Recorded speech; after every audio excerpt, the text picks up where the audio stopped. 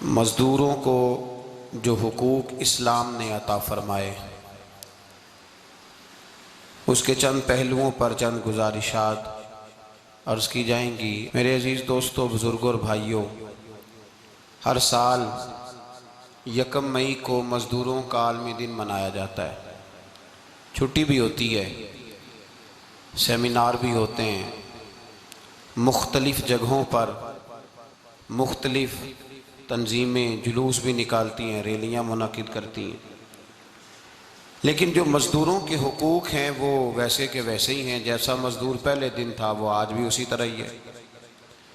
اس کے لیے کیا لوگوں نے تعین کیا ہے اور اس کو کیا ان ریلیوں سے، سیمینار سے اسے کیا ملا ہے؟ ہماری قوم کا المیہ یہ ہے کہ ہم جب ہمارے ہاں کسی بھی دن کو منایا جاتا ہے تو اس میں مختلف اظہار خیال کرنے والے لوگ مختلف حوالوں کے ساتھ، عقلی دلائل کے ساتھ اور اپنی رائے کے ساتھ کچھ باتیں بیان کر دیتے ہیں۔ مسلمان کو تو اس کی ضرورت ہی نہیں ہے کہ وہ اپنی رائے بیان کرے یا کوئی نئی تحقیق لے کے آئے۔ مسلمان کو تو سارا کچھ اللہ تعالیٰ نے بتایا ہے اور اس کے رسول نے عطا فرما دیا ہے۔ ہر ایک کا حقوق کا تعین کر دیا گیا ہے، ہر جگہ ہر ایک کے بارے میں احکامات موجود ہیں، نصیحتیں موجود ہیں، ہر شخص کے لیے ہر چیز موجود ہے، باہر جانے کی تو ضرورت ہی نہیں۔ سب سے پہلی بات یہ ہے میرے بھائی کہ اسلام ایک پیشے کو ناپسند کرتا ہے اور وہ ہے مانگنے کا پیشہ، ہاتھ پھیلانے کا پیشہ، سوال کرنے کا پیشہ، اس کو ناپسند کیا ہے۔ باقی تو میرے حبیب پاک سید عالم صلی اللہ علیہ وسلم نے فرمایا اگر تو محنت کر کے روزی کماتا ہے تو پھر تو معمولی آدمی نہیں، پھر تو اللہ کا محبوب بن گیا ہے، پھر تو محبوب الہی ہو گیا ہے، پھر تو اللہ تبارک و تعالیٰ تجھ سے محبت فرماتا ہے۔ اگر تو محنت کرتا ہے، مشقت کرتا ہے، آگے بڑھتا ہے، روزگار کے لیے نکلتا ہے، پھر تو اللہ کا محبوب ہے۔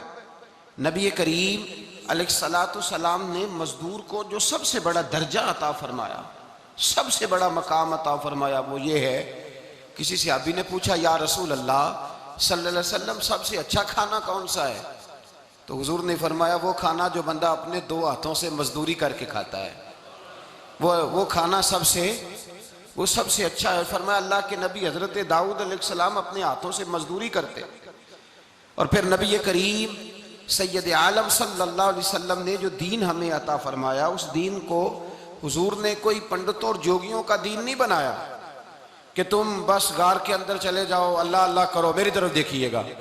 یہ نہیں فرمایا کہ تم بس ٹھیک ہے آ جاؤ مسجد تسبیح پکڑ لو کوئی اور کام نہ کرو، بلکہ حکم دیا ہے کہ کسب معاش کرو، محنت کرو، جد و جہد کرو، ہاتھ ہلاؤ۔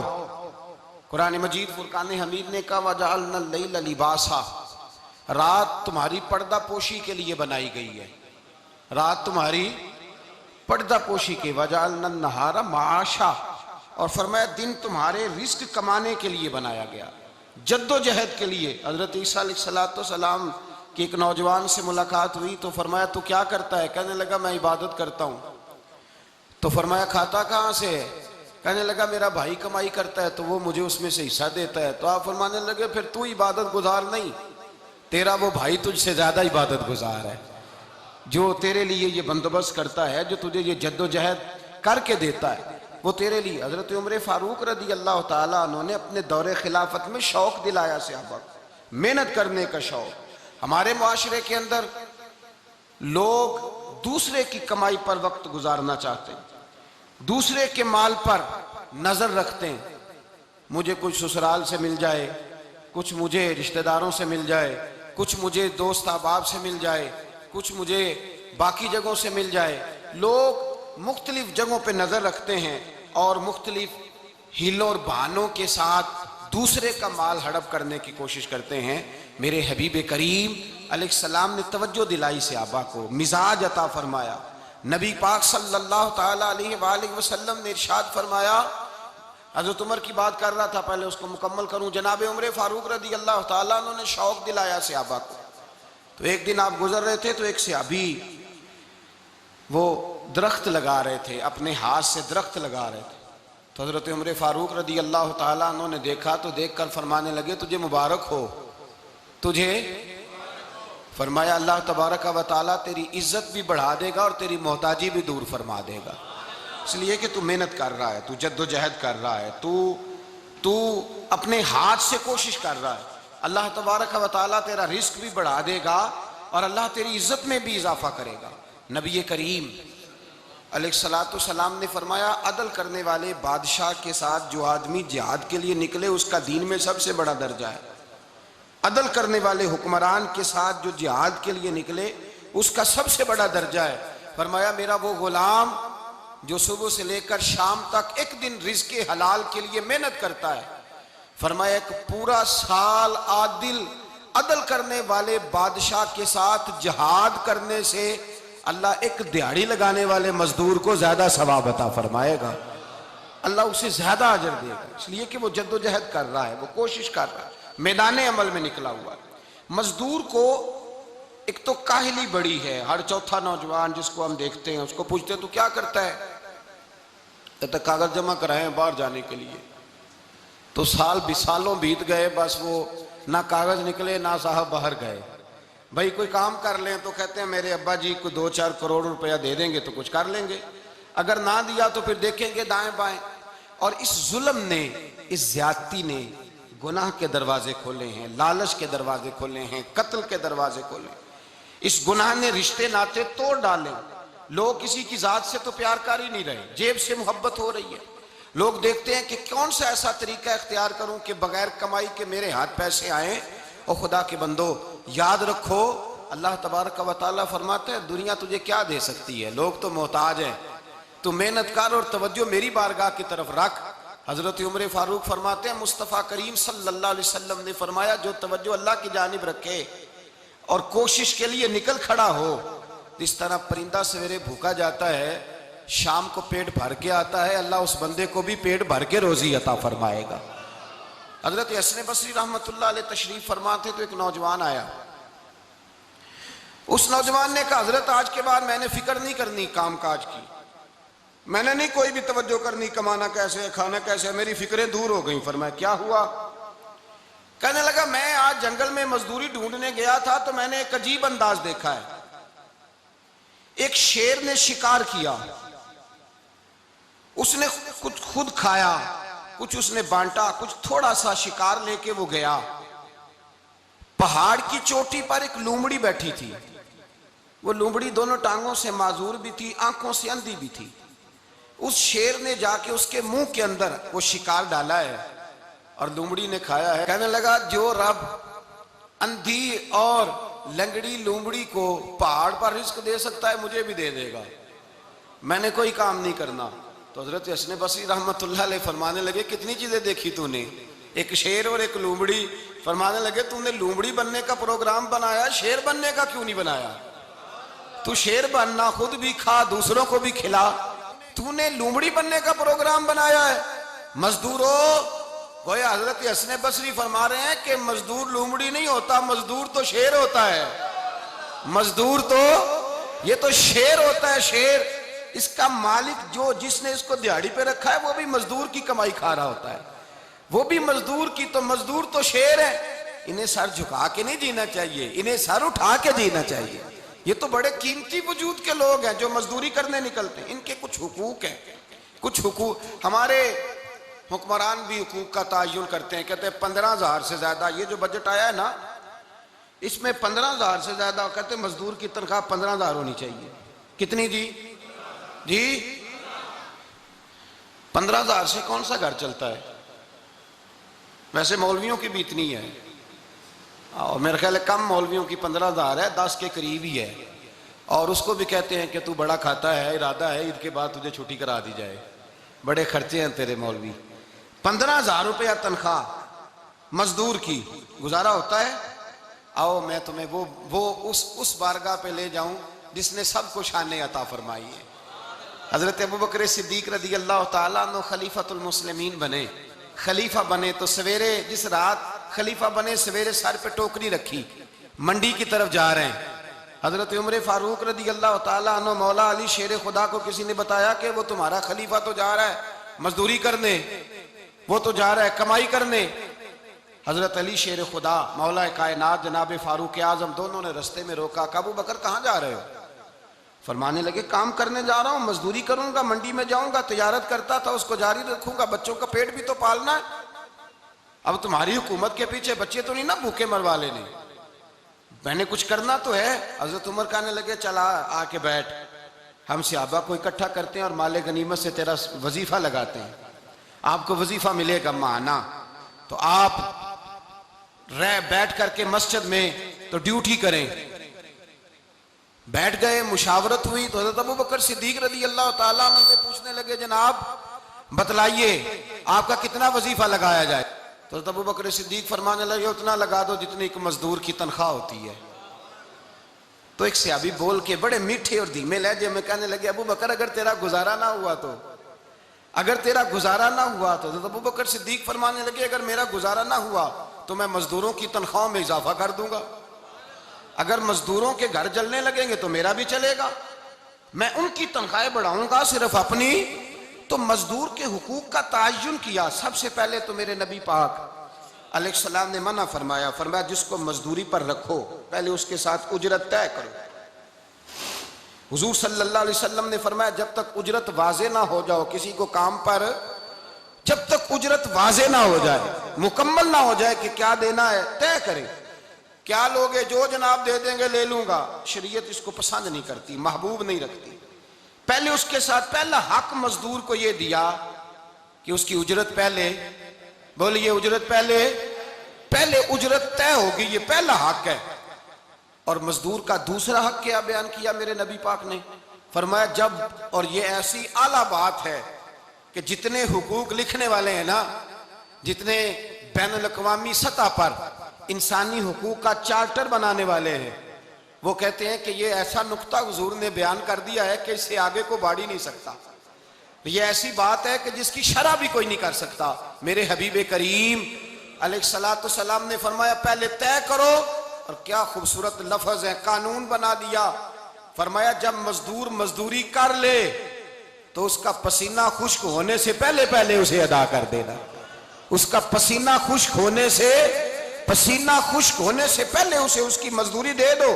بیچارے نے محنت کی ہے، اپنے گھر جائے، یہ نہیں کہ اس نے مزدوری کیا تو تم نے کہا نہیں ادھر سے پینٹ صحیح نہیں ہوا، یہ تو لے جا 2000 اور پھر میں تیرا حساب کروں گا، ابھی ذرا میں چیک کرا لوں 2-4 لوگوں کو بلا کر کے، وہ فلاں جگہ سے نا ایک کونا خالی رہ گیا۔ اللہ سے ڈرنا چاہیے، اللہ سے ڈرنا چاہیے۔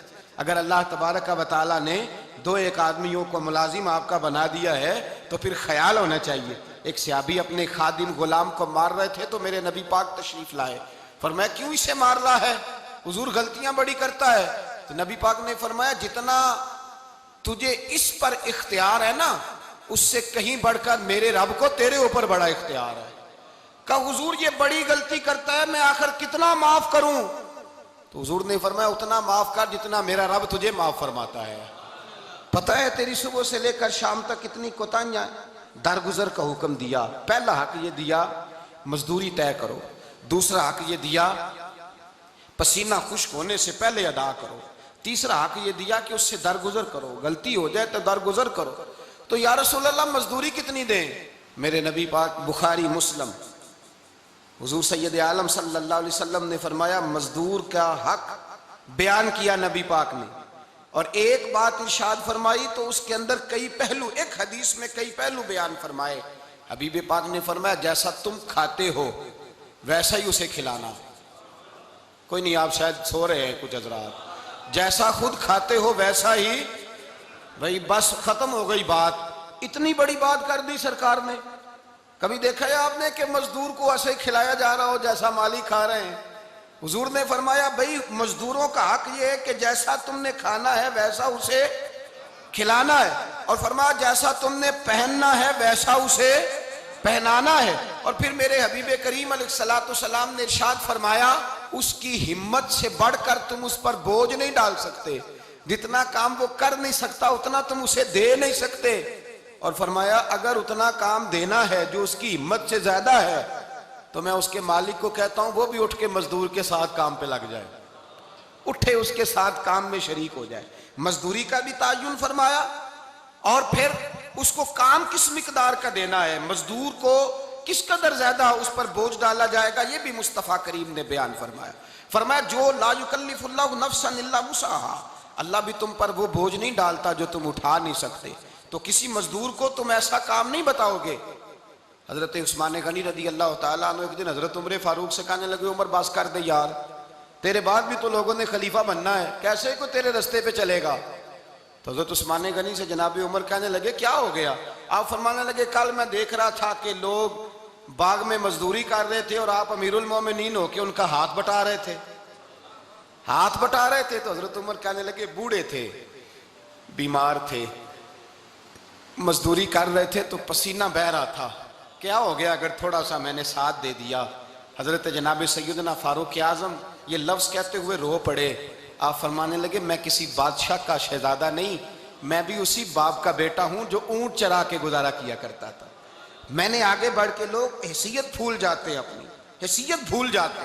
اللہ تبارک و تعالیٰ جب کچھ عطا کرتا ہے ان کا رویہ اپنے ماتحتوں کے ساتھ اتنا سخت اور جابرانہ آمرانہ ہو جاتا ہے، اس قدر زیادہ ان کے لب و لہجے میں کڑواہٹ آ جاتی ہے، اس قدر زیادہ ان کی طبیعتوں کے اندر سختی اور غرور بھر جاتا ہے کہ وہ احساس ہی نہیں کرتے کہ جو سامنے بیٹھا ہے وہ بڑا ایک دکھی انسان ہے اور وہ تکلیف میں ہے، وہ آزمائش میں اپنے آپ کو مبتلا سمجھ رہا ہے۔ حضرت ابو ذر غفاری رضی اللہ تعالیٰ عنہ فرماتے ہیں میں اپنے ماتحتوں کے حق میں بڑا سخت تھا، سخت تھی میری طبیعت، میرے غلاموں کی جرت ہی نہیں تھی کہ وہ میرے سامنے گفتگو کر سکیں اور ٹھہر بھی سکیں۔ فرماتے ہیں جس دن میں کلمہ پڑھنے گیا، جس دن میں حضور کی بارگاہ میں، تو میں نے کہا حضور کوئی خاص نصیحت؟ تو نبی پاک نے فرمایا میری نصیحت تیرے لیے یہ ہے کہ جیسا تو نے کھانا ہے ویسا ہی غلام کو کھلانا ہے، جیسا تو نے پہننا ہے ویسا ہی غلام کو پہنانا ہے۔ حضرت ابو ذر کہتے ہیں جو میرے اندر کمی تھی وہی میرے نبی نے نصیحت کر دی، جو میرے اندر کوتاہی تھی وہی غیب جاننے والے رسول نے بتلا دی۔ فرماتے میں گھر گیا، جب میں جاتا تھا تو ملازموں کا سانس خشک ہو جاتا تھا، وہ کانپنے ہانپنے لگتے تھے کہ جانے اب یہ کیا کرے گا۔ حضرت ابو ذر غفاری فرماتے میں گیا، ایک شخص سے میں نے کہا کھانا پکاؤ، کھانا پکایا، دسترخوان پہ لگایا اور اپنے سارے ملازموں کو کہا آؤ یار میرے ساتھ بیٹھ کے روٹی کھاؤ، آؤ سارے میرے ساتھ بیٹھ کے کھانا کھاؤ۔ فرماتے ہیں انہوں نے کھانا کھایا، پھر میں ان کو بازار لے گیا، جیسے کپڑے میں پہنتا تھا ویسے ہی میں نے ان کے لیے بھی خریدے۔ فرماتے ہیں میرے غلام کہنے لگے آقا خیر تو ہے نا، خیریت تو ہے نا، کیا ہوا؟ مزاج مبارک تو ٹھیک ہے، کیا ہو گیا؟ اور یہ جو ہم فضا کو اتنا خوبصورت دیکھ رہے ہیں اور یہ جو ہم اتنی پیاری ریم جھم برستی دیکھ رہے ہیں، یہ جاری رہے گی یا ایک دن کی ہے؟ تو حضرت ابو ذر غفاری رو پڑے، کہنے لگے اب تمہیں ابو ذر غفاری بدلا ہوا ملے گا، اس لیے کہ اب میں وہ نہیں رہا، اب میں رسول اللہ کا کلمہ پڑھ کے غلام مصطفیٰ بن گیا ہوں، اب میں بدل گیا ہوں، میری طبیعت بدل گئی۔ غلاموں کے حق میں حضرت مولا علی شیر خدا غلام کو لے کر کے گئے دکان پر، حضرت مولا علی غلام کو لے کر گئے کپڑے کی دکان پر، 2 جوڑے خریدے، ایک کم قیمت کا ایک زیادہ قیمت کا، ایک کم قیمت کا ایک زیادہ قیمت کا، 2 جوڑے خریدے۔ جب واپس لوٹے تو غلام سے کہنے لگے تو اپنا لے لے۔ غلام کو پتا تھا کہ اس زمانے میں ہوتا کیا تھا، اس نے کم قیمت کا جوڑا اٹھایا۔ حضرت علی فرمانے لگے عجیب آدمی ہے، یہ تو تیرا نہیں، یہ تو میرا ہے۔ اس نے کہا حضور کس طرح سے؟ آپ فرمانے لگے تیرے لیے قیمتی جوڑا اس لیے خریدا ہے کہ تو جوان ہے، اور میں نے اپنے لیے اس لیے چھوٹا خریدا ہے کہ میں تو اب بوڑھا ہو گیا ہوں، مجھے تو حاجت نہیں۔ کہنے لگا حضور بوڑھے اور جوان کا مطلب نہیں، آپ علی ہیں، من کنت مولا فہذا علی علی مولا، علی مولا، آپ چونکہ مولا علی ہیں اور آپ امیر المومنین ہیں، لہذا آپ نے تخت پر بیٹھنا ہے، آپ نے سلطنت کو چلانا ہے، آپ پہنیے۔ تو حضرت علی فرمانے لگے تو میرا غلام بنا ہے نا، تو نے ابھی میرے نبی کا دیدار نہیں نہ کیا، تو بعد میں آیا ہے نا، اگر تو اس دور میں ہوتا تو جان جاتا کہ یہ عمل میرا ہے، پر اس کے پیچھے جو نصیحت کے پھول ہیں وہ مصطفیٰ کے عطا فرمائے ہوئے۔ تو بھائی یاد رکھیں نبی کریم سید عالم صلی اللہ تعالی علیہ وآلہ وسلم نے تعین فرمایا مزدور کے حقوق کا، تعین کیا۔ حضرت حکیم بن حزام کہتے ہیں میں حضور کی بارگاہ میں بیٹھا تھا تو نبی پاک صلی اللہ علیہ وسلم سے میں نے کہا یا رسول اللہ آپ کو کون سا آدمی پسند ہے، کون سا محنت کرنے والا پسند ہے؟ تو حضور نے فرمایا جس کے دونوں ہاتھ کام کریں، دونوں پیر چلیں اور اس کی پیشانی پر پسینہ آئے، وہ بندہ مجھے بڑا اچھا لگتا ہے۔ جس کی پسینہ آئے۔ آج لوگ مزدوری نہیں کرتے، دائیں بائیں دیکھتے ہیں، لوگ اپنے اندر وہ توانائی، وہ غیرت، وہ خودداری پیدا نہیں کرتے۔ بھائی گردن کو جھکا دیتا ہے خیرات کا پتھر، جہاں میں مانگنے والوں کے سر کبھی اونچے نہیں ہوتے۔ اور ایک بار کہنے لگے غیرت ہے بڑی چیز جہاں تگ و دو میں، پہناتی ہے یہ فقر کو تاج سردارا۔ اپنے اندر یہ توانائی پیدا کرنی چاہیے، یہ کوشش کرنی چاہیے۔ میرے نبی کریم صلی اللہ علیہ وسلم نے فرمایا تمہارے بعض گناہ ایسے ہیں جو صرف تم مزدوری کرنے جاؤ گے تو اللہ تمہاری مزدوری کی وجہ سے ہی تمہارے گناہ معاف فرما دے گا۔ اللہ تمہاری محنت اور کوشش کے سبب سے تمہاری ان غلطیوں سے درگزر فرمائے گا۔ حبیب کریم سید عالم صلی اللہ علیہ وسلم نے فرمایا مزدور جب قیامت کے دن آئے گا، بھئی عالم تو آیا، صوفی تو آیا، درویش تو آیا، صحابہ تو آئے، ان کا آنا تو شفاعت کے لیے شمار کیا گیا۔ میرے مصطفیٰ نے فرمایا جب مزدور آئے گا، مزدور کی سب سے بڑی غلطی یہ ہے کہ مزدور اپنے آپ کو نیچ سمجھتا ہے۔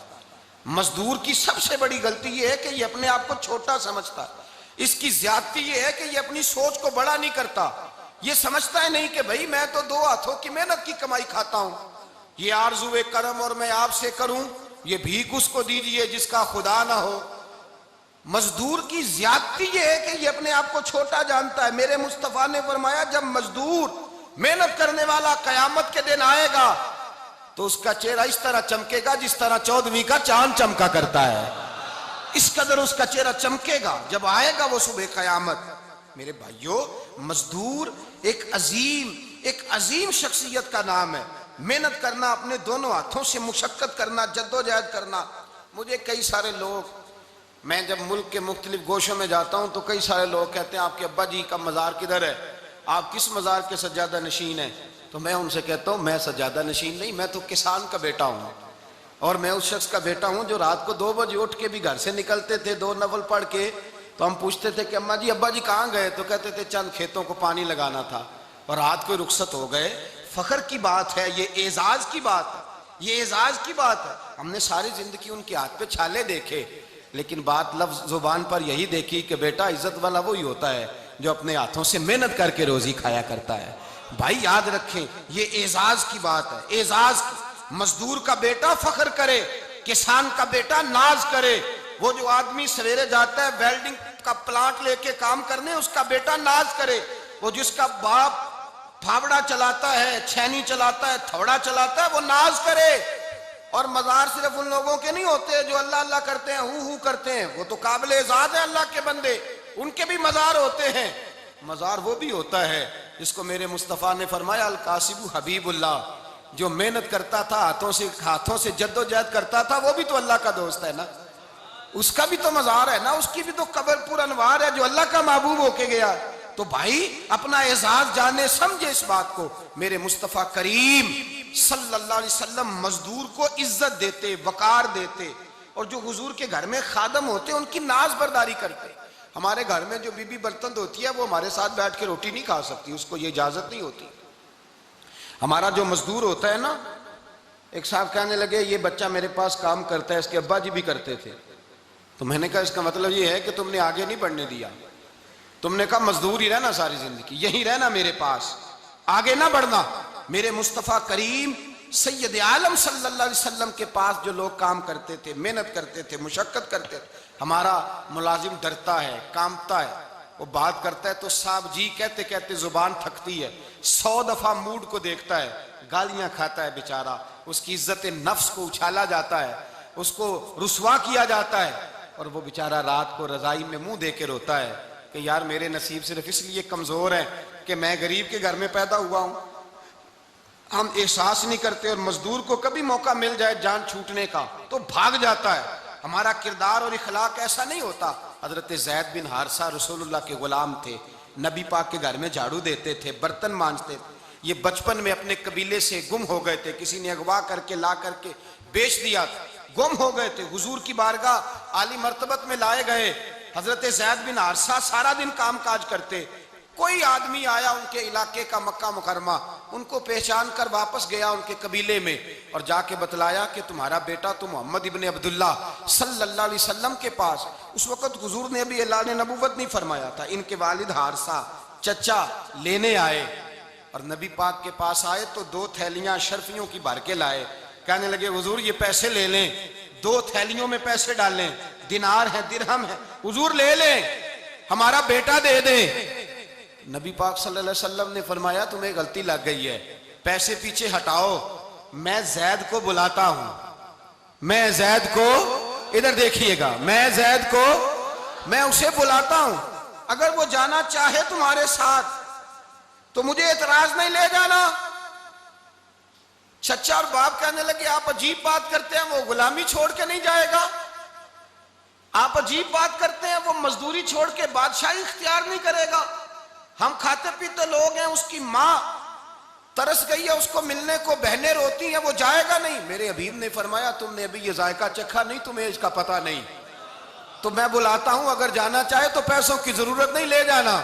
حضرت زید کو پیغام دیا، آئے، حضور نے فرمایا وہ تمہارے والد کھڑے ہیں، وہ چچا ہیں، لینے آئے ہیں۔ جناب زید گئے، باپ کے گلے سے لگے، بچھڑے ہوئے باپ بیٹا ایک دوسرے کو مل کے کھل کے روئے، کہا بیٹا تیری ماں کی آنکھیں پتھر ہو گئیں تیرا رستہ دیکھ کے، تیری بہنیں ترستی ہیں تیرے چہرے کے دیدار کو، بیٹا وہ گلیاں بھی روتی ہیں جن میں تو کھیلا کرتا تھا، پر اب فکر کی بات کوئی نہیں، اب کوئی پریشانی نہیں، میں پیسے لایا ہوں تجھے لے جاؤں گا۔ نبی پاک صلی اللہ علیہ وسلم نے دیکھا نا جب باپ بیٹے کی گفتگو ہو گئی، آنسو بہہ گئے، بوجھ ہلکے ہو گئے، تو میرے کریم نے فرمایا زید اگر تم چچا کے ساتھ والد کے ساتھ جانا چاہو تو میری طرف سے اجازت ہے، تم جا سکتے ہو۔ یہ لفظ کہے تو جناب زید دوڑ کے حضور کے قدموں میں آ کے بیٹھ گئے، حضور کے قدموں میں بیٹھ گئے، اور گویا فاضل بریلوی علیہ رحمہ نقشہ بیان کرتے ہیں، کہنے لگے تیرے قدموں میں رہوں غیر کی ٹھوکر پہ نہ ڈال، میں جھڑکیاں کھاؤں کہاں چھوڑ کے صدقہ تیرا، اور تیرے قدموں میں جو ہے غیر کا منہ کیا دیکھے، کون نظروں پہ چڑھے دیکھ کے تلوا تیرا۔ کہنے لگے حضور میں نے نہیں جانا، میں یہیں رہوں گا۔ چچا اور باپ نے دیکھا تو کہنے لگے بیٹا تو غلامی چھوڑ کے نہیں جائے گا، تو ملازمت چھوڑ کے بادشاہی میں نہیں جائے گا۔ تو آپ کے والد کو آپ فرمانے لگے ابا جی ذرا 2 گھڑیاں یہاں رہ کے تو دیکھیں، یہاں 2 گھڑیاں رہ کے تو دیکھیں۔ فرمایا یہاں ملازموں کا وہ اعزاز ہے جو شہزادوں کا ہوا کرتا ہے، یہاں خادموں کی وہ عزت ہے، اور پتہ پھر ان کو مقام کیا ملا، یہ واحد صحابیاں جن کا نام اللہ نے قرآن پاک میں بیان فرمایا ہے، نام اللہ نے قرآن مجید میں بیان فرمایا۔ حضور کا اپنے غلاموں کے ساتھ جو تعلق تھا، اپنے ملازموں کے ساتھ جو رشتہ تھا، بڑا آدمی آتا ہے نا، بڑا آدمی تو لوگوں کی سانس سوکھ جاتے ہیں، اٹھ کے ملتے ہیں، بڑا کچھ کرتے ہیں، مزدور آتا ہے تو لوگ اوئے کہہ کے پکارتے ہیں، ان کو خبر ہی نہیں کہ اس شخص کا اعزاز کتنا ہے۔ حضرت انس بن مالک رضی اللہ تعالیٰ عنہ فرماتے ہیں میں چھوٹا سا تھا، میری اماں مجھے حضور کے گھر چھوڑ گئی، میں نے 10 سال نوکری کی نبی پاک کی۔ کتنے سال؟ بولیے 12ویں دن لوگ کہتے ہیں بس بھائی ختم ہو گیا، اب فرینکنس ہو گئی ہے، اب جو مرضی تیرے ساتھ کریں گے۔ 10 سال نوکری کی میں نے، لیکن جناب انس فرماتے ہیں نبی پاک نے کبھی مجھے اف تک بھی نہیں کہا تھا، اف تک بھی نہیں کہا تھا، اف تک بھی۔ حضور نے بھیجا جاؤ فلاں آدمی کو بلا کر کے لاؤ۔ حضرت انس بن مالک رضی اللہ تعالیٰ عنہ فرماتے ہیں میں بلانے گیا، بچہ تھا چھوٹا سا، رستے میں بچے کھیل رہے تھے تو میں ان کے ساتھ کھیلنے لگا، محو ہو گیا، مجھے پتہ ہی نہ چلا وقت کا۔ حضور نے جب مجھے بھیجا تو فرمایا جلدی جانا اور جلدی آنا، اب مجھے خبر ہی نہیں، بڑی دیر ہو گئی۔ حضور وہاں انتظار کر کر کے خود تشریف لائے، کہتے جب نبی پاک آئے تو میں بچوں کے ساتھ کھیل رہا تھا، حضور نے جب مجھے کھیلتے ہوئے دیکھا، میری اچانک نظر پڑی تو میرے ہوش اڑ گئے۔ حضور نے تو کہا تھا جلدی آنا، اور میں یہاں کھیلنے لگا، یہاں اتنا الجھا کہ مجھے خیال نہیں رہا کس کام آیا ہوں۔ حضرت انس فرماتے ہیں میں ڈرنے لگا، جیسے جیسے حضور قریب آتے میری ٹانگیں کانپتی۔ فرماتے ہیں جب نبی پاک قریب آئے تو قربان جاؤں معصوم آمنہ کے، فرماتے ہیں حضور نے میری گردن پہ تھپکی دی، اور حضور نے ہنس کے فرمایا او بھائی لگتا ہے تو کھیل میں گم ہوا ہے تو تجھے یاد ہی نہیں رہا میں نے کس کام بھیجا تھا، تجھے یاد ہی نہیں رہا۔ کہا یا رسول اللہ صلی اللہ علیہ وسلم میں بھول گیا تھا، میں ابھی جاتا ہوں۔ کیا انداز ہے، کیا شفقت ہے، کیا رنگ ہے، حضور میں ابھی گیا اور ابھی آیا۔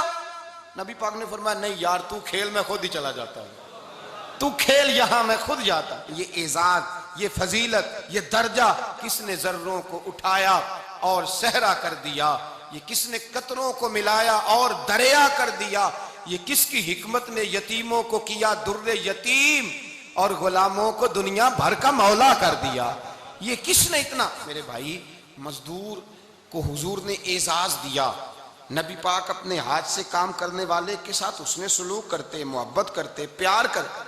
ایک بوڑھی اماں تھی جو مسجد میں جھاڑو دینے کی مزدوری کرتی تھی۔ کیا کام کرتی تھی؟ دعا کریں اللہ ہم سب کو مسجد کی صفائی کی توفیق عطا فرمائے۔ بوڑھی اماں تھی، مسجد کی صفائی کرتی تھی، نوکری کرتی تھی، بیمار ہو گئی، بخاری شریف میں موجود ہے۔ اللہ کے محبوب صلی اللہ علیہ وسلم روز تیمارداری کرنے جاتے۔ ایک وقت ایسا آیا کہ دن میں 2 مرتبہ حضور تیمارداری کرنے جاتے۔ ایک شام نبی پاک نے فرمایا اس کا انتقال ہو جائے تو مجھے اطلاع کرنا۔ صحابہ کہتے ہیں رات کے وقت ان کا انتقال ہوا، ٹھنڈ کا موسم تھا، ہم نے حضور کو تکلیف دینا مناسب نہ سمجھا، ہم نے دفن کر دیا۔ سویرے اللہ کے حبیب نے پوچھا تم نے مجھے اطلاع کیوں نہیں دی؟ حضور سردی بڑی تھی۔ کون جاتا ہے مزدوروں کے جنازوں میں؟ کون جاتا ہے مزدوروں کے جنازے میں؟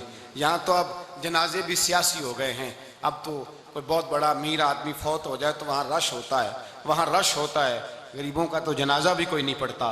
حضرت جناب سیدنا ابو ہریرہ رضی اللہ تعالیٰ عنہ فرماتے ہیں حضور نے فرمایا مجھے اطلاع کیوں نہیں دی؟ تمہیں اس کے اعزاز کا نہیں پتا؟ وہ مزدور تھی، مسجد میں جھاڑو دیتی تھی، تم نے خبر ہی نہیں دی؟ حضور وصال ہو گیا، فرمایا چلو مجھے بتاؤ قبر کہاں ہے؟ حضور سارا کچھ جانتے ہیں لیکن یہ ساری تمہید اس لیے بیان کی کہ ایک مزدور کی شان واضح ہو جائے۔ فرمایا بتاؤ قبر کہاں ہے؟ صحابہ کہتے ہیں ہم قبر پہ لے گئے تو میرے نبی نے فرمایا صفے بناؤ میں دوبارہ جنازہ پڑھاؤں گا۔ میں دوبارہ جنازہ نہیں ہو سکتا، اس وقت ہو سکتا ہے جب وارث نے نہ پڑھاؤ، پھر دوسرا جنازہ جائز ہے۔ وارث نہ پڑھے تو اس سے پہلے 20 جنازے بھی ہو جائیں تو جب وارث پڑھ لے پھر دوسرا جنازہ نہیں ہو سکتا۔ حضور نے دوسرا جنازہ اس لیے پڑھا ہے کہ حضور اپنی ساری امت کے وارث ہیں، نبی پاک ساری امت کے وارث ہیں۔ فرمایا پر بناؤ صفے میں جنازہ پڑھاتا ہوں۔ مزدور کو اعزاز دیا، پیار کیا۔ حضرت عبد الرحمن ابن عوف رضی اللہ تعالیٰ عنہ فرماتے ہیں ایک دن میرا دل کیا تھا کہ میں غریب ہو جاؤں۔ کیا ہو جاؤں؟ آپ اپنے لیے دعا نہ کریں لیکن حضرت عبد الرحمن ابن عوف کے الفاظ تو دہرائیں۔ وہ کیا کہہ رہے ہیں کہ میرا دل کرتا تھا میں اللہ، ایک دن میرا، بڑے امیر آدمی تھے نا، صحابہ میں سب سے زیادہ امیر، فرمانے لگے ایک دن میرا دل کیا میں غریب ہو جاؤں، غربت پسند کر لوں۔ اصل میں غریب کو اپنی شان کا نہیں نہ پتا، اسے جس دن پتہ چل گیا کہ میں غریب کی عظمت کتنی ہے، غریب ہر وقت اپنے آپ کو کوستا ہی رہتا ہے۔ اور میں اکثر کہتا ہوں کہ یہ بڑے کا قصور نہیں کہ اس نے تجھے چھوٹا جانا ہے، یہ تیرا قصور ہے۔ تو احساس کمتری میں کیوں مبتلا ہوا؟ تو نے اپنے آپ کو چھوٹا کیوں جانا؟ تو نے اپنے آپ کو کمزور کیوں سمجھا؟ تو نے کیوں سمجھا کہ میں مزدور ہوں تو میری عزت ہی کوئی نہیں، میرا مقام کوئی نہیں؟ کیوں تو نے ایسا سمجھا اپنے لیے؟ حضرت عبد الرحمن، میرے بھائی یاد رکھیں جب غریب کو پتہ چلے میری شان کیا ہے، میرے نبی پاک نے فرمایا میں غریبوں کے بیچ آیا ہوں، میں غریبوں میں رہا ہوں، میرے دائیں بائیں غریب رہتے ہیں، اور قیامت کے دن جب میں جنت میں جاؤں گا تو میرے آگے پیچھے غریب لوگ ہی ہوں گے، میں غریبوں کے ساتھ مل کے جنت میں جاؤں گا۔ حضرت عبد الرحمن ابن عوف کہتے ہیں ایک دن میرا بھی دل کیا تھا، یہ سب سے امیر تھے صحابہ میں، اور حضور نے فرمایا تو پکا جنتی ہے پر سب سے آخر میں جنت میں جائے گا، اس لیے کہ جتنا مال ہے اتنا حساب بھی تو دینا ہے نا، پکے۔ حضرت عبد الرحمن ابن عوف کہتے ہیں ایک دیہڑے دل کیا تھا کہ میں ماڑا ہوتا، میں غریب ہوتا، یہ دل کیا میرا۔ کہا کس طرح؟ فرمانے لگے ایک مزدور صحابی تھے حضرت سعد انصاری نام تھا، وہ حضور سے ملنے آئے، جب انہوں نے ہاتھ ملایا نا نبی پاک سے تو حضور نے ان کا ہاتھ تھام لیا۔ غریبوں کمال کر دی میرے مصطفیٰ کریم نے، نبی پاک نے ہاتھ تھاما، حضور نے ہاتھ، آپ کو اس بات کی لذت نہیں آئی شاید، نبی پاک نے ہاتھ تھاما مزدور کا، مزدور کہتے ہیں میں نے چھڑانا چاہا تو حضور نے پکڑ لیا دبا کے، اور جب تھام لیا تو میں ٹھہر گیا، میں اپنی قسمت پہ ناز کرنے لگا، حضور نے میرا ہاتھ کھولا، کہتے ہیں ہاتھ پہ چھالے تھے، جگہ جگہ چھالے بنے ہوئے تھے، تو نبی کریم صلی اللہ تعالیٰ علیہ وآلہ وسلم نے ہاتھ کھول کے فرمایا سعد یہ کیا ہوا؟ عرض کی حضور غریب ہوں، बूढ़े माँ बाप हैं, छोटे छोटे बच्चे हैं, बहन भाइयों के हुकूक हैं, बीवी के मुंह में हलाल का लुकमा देना होता है। या रसूल अल्लाह, फावड़ा लेके, कई लेके, कुदाल लेके, बेलचा लेके मजदूरी करता हूँ, मैदान में निकलता हूँ, सुबह से गया था, अब आया हूँ, हाथों में निशान पड़ गए हैं। हजरत अब्दुल रहमान इब्ने औफ फरमाते हैं, जिसके कदम चूमने को दुनिया तरसे, उस रसूल ने सर मुबारक झुकाया और गरीब के हाथ को चूम लिया। नबी पाक ने बोसा दिया और फिर फरमाया क्या? फरमाया ये वो हाथ हैं जिनसे खुदा भी प्यार करता है, मोहम्मद मुस्तफ़ा भी मोहब्बत फरमाते हैं। नबी रहमत अलैहिस्सलाम ने फरमाया ये तेरा वो हाथ है जिससे अल्लाह भी प्यार करता है और अल्लाह का। तो मजदूर को फिर नाज करना चाहिए कि परेशान रहना चाहिए? बोले ना, मजदूर को नाज करना चाहिए ना, उसको अपना हाथ खोल खोल के देखना चाहिए और उसे कहना चाहिए अल्लाह ने मुझे वो हाथ अता फरमाया जिससे रब भी प्यार करता है, मुस्तफ़ा भी प्यार करते हैं। उसे तो एजाज समझना चाहिए, फजीलत जाननी चाहिए, उसे तो नाज करना चाहिए। अल्लाह तबारक व तआला ने मुझे ये एजाज दिया है। किसान जो खेतों में मजदूरी कर रहा है, वो मजदूर जो किसी फैक्ट्री में गया है, रिज़्क़े हलाल की तलाश में निकला है, उसे तो मेरे भाई नाज करना चाहिए, उसे तो खुश होना चाहिए कि अल्लाह ने मुझे ये फजीलत दी। तरसते हुए गरीब, जानबूझ के अपने आप को परेशान रखते हुए लोग अगर जान जाएं कि फजीलत क्या है, अजमत क्या है, और फिर गुलाम के साथ सलूक क्या करना है। एक यहूदी का बेटा नबी पाक की खिदमत करता था अक्सर। यहूदी का बच्चा, वो बीमार हो गया, रोज आता था, छोटे मोटे काम करता था, बीमार हो गया। हुजूर ने फरमाया चलो तीमारदारी करने चलते हैं। किसकी जी? गुलाम की, नौकर की। यहाँ साहब कहते हैं 5,000 रुपया ले जाओ, वो बड़े एहसान के साथ 5,000 रुपया ले जाओ और दे आना, और उसे कहना सर जी पूछ रहे थे तेरा क्या हाल है, वो बात खत्म हो गई। हुजूर बनफ्स नफीस गए और गरीब का घर था। वो यहूदी बाहर निकला जिसका बेटा बीमार था, तो कहता जब दरवाजे पे मैंने मुसलमानों के नबी को खड़े देखा तो मेरे पैरों तले जमीन ही निकल गई। मैंने कहा हुजूर मुझ गरीब की कुटिया में कैसे आए? पर मैं तुझे पता है ना तेरा बच्चा मेरी नौकरी करता था, या कभी बीमार हो गया, मैं तीमारदारी करने आया। वो यहूदी कहता मुझे ख्याल यकीन ही ना आए कि मेरे घर में हुजूर, तू अमीर हरम, मैं गरीब बेनवा, तू कुजा मन कुजा, मेरे घर में हुजूर आए। कहते कहाँ है हमारा प्यारा? हुजूर वो लेटा हुआ है।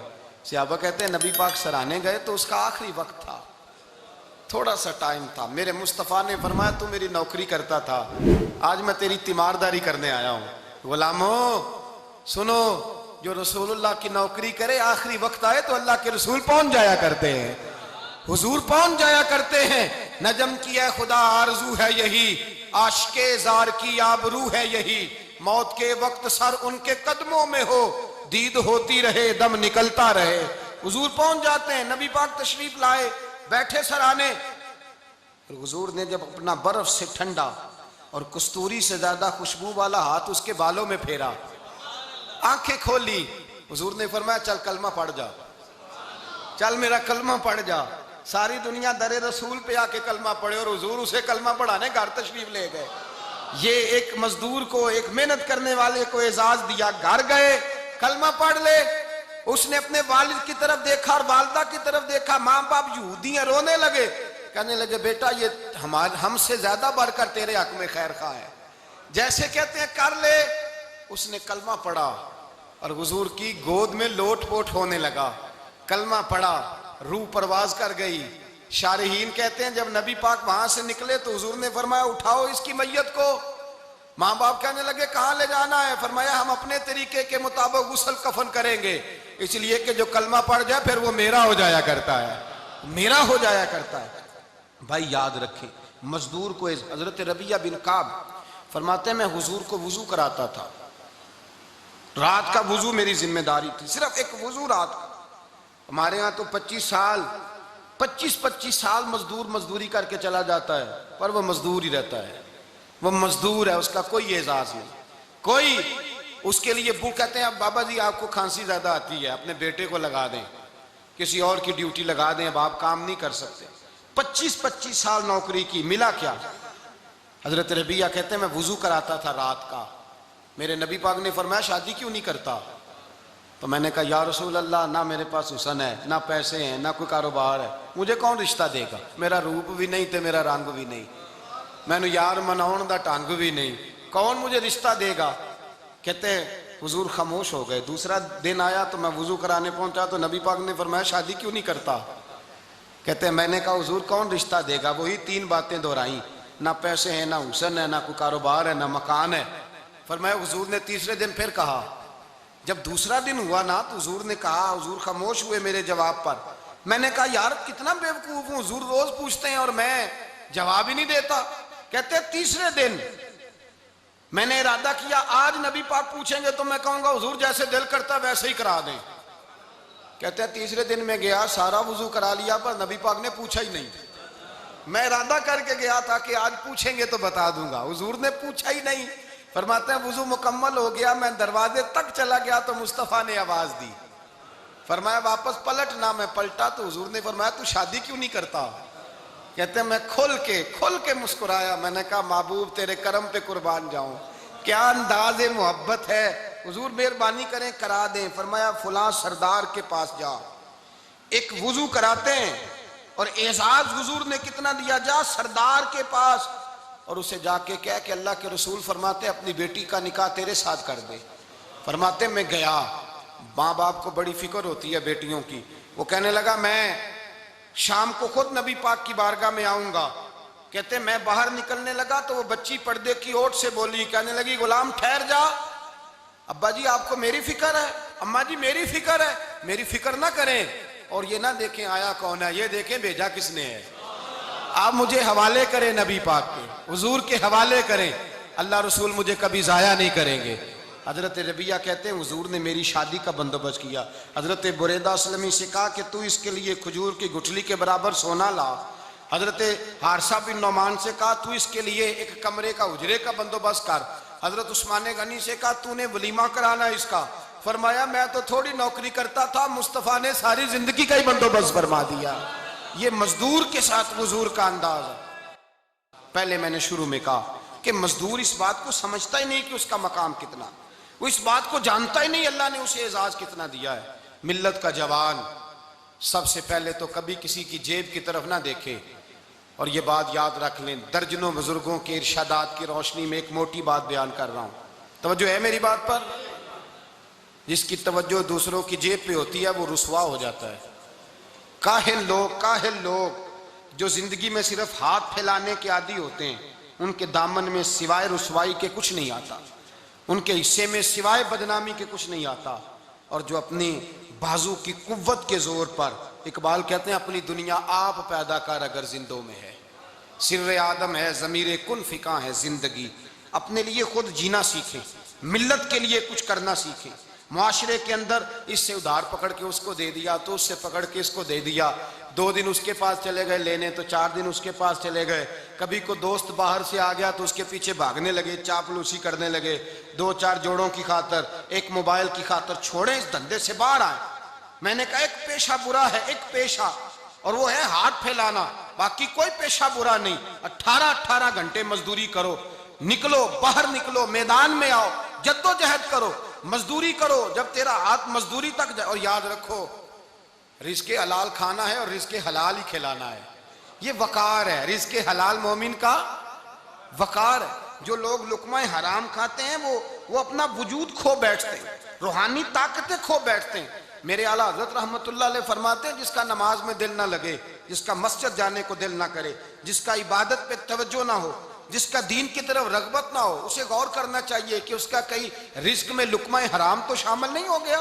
فرمایا جب لقمہ حرام شامل ہوتا ہے تو اللہ تبارک و تعالی معرفت کا نور چھین لیتا ہے، پھر انسان کی زبان سے تاثیر چلی جاتی، پھر اس سے سجدوں کی جو کیفیت ہوتی ہے وہ روٹ جاتی ہے، درود و سلام کے ذائقے نصیب نہیں ہوتے۔